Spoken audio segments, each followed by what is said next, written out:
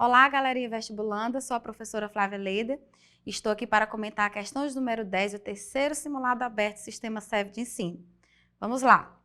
Essa competência que vocês estão vendo aí, competência 6 e habilidade 18, é uma competência muito importante.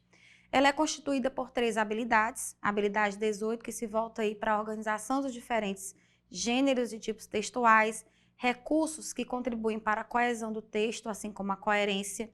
A habilidade 19, que se volta para as funções da linguagem, e a H20, que trabalha, no caso, a língua como patrimônio e como elemento que deve ser considerado identidade de um povo. Bom, nesse texto a gente vai ver exatamente a organização dos períodos por meio dos elementos que vocês estão vendo aí destacados. Vamos fazer a leitura aqui. O desafio da gramática. É preciso escolher a hora e a teoria adequadas ao ensino gramatical, texto de Ciro Pocente. Queira-se ou não, ensino de gramática é ainda o grande nó da escola. Perde-se tempo e na hora errada com seus temas. O fundamental é desenvolver as capacidades necessárias para leitura e escrita de texto de natureza diversa.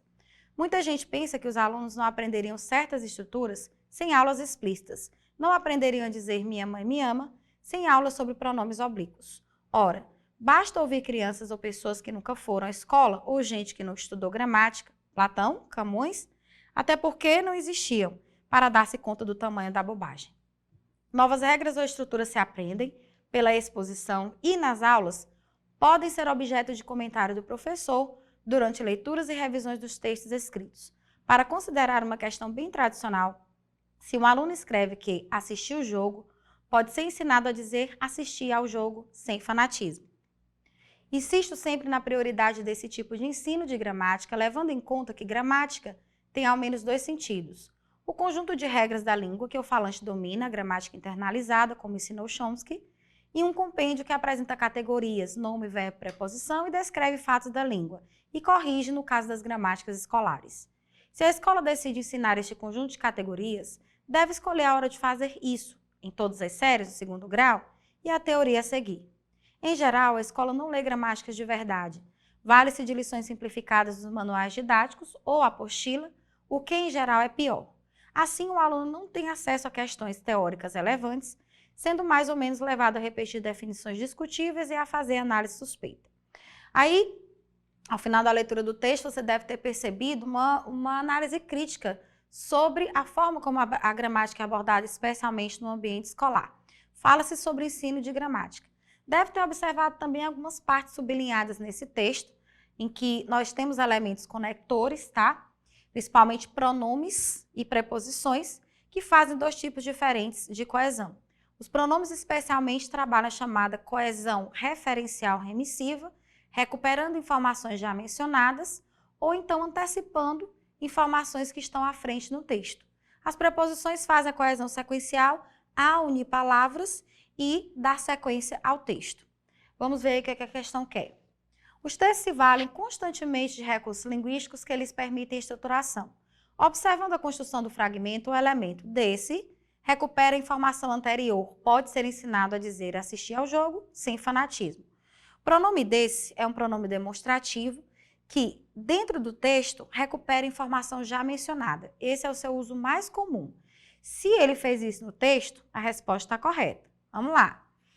Nesse fragmento aqui, ó. Para considerar uma questão bem tradicional, se um aluno escreve que assistiu ao jogo, pode ser ensinado a dizer assistir ao jogo sem fanatismo.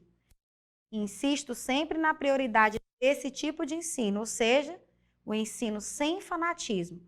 Então, é claro que aqui, esse organizador textual retoma informação já mencionada, exatamente o que diz a letra A.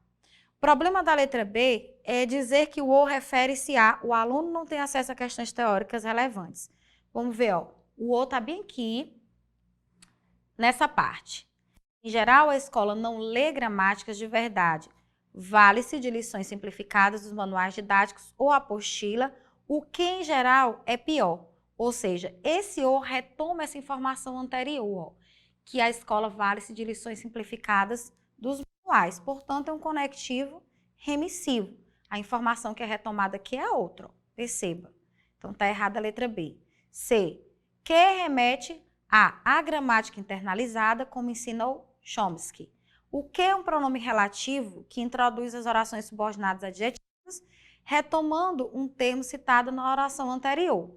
Quando se diz aqui, ó, nesse fragmento, levando em conta que gramática tem ao menos 2 sentidos, o conjunto de regras da língua que o falante domina, observe que esse que retoma isso aqui, ó, o conjunto de regras da língua. Portanto, o falante domina o conjunto de regras da língua. Temos aí um pronome relativo.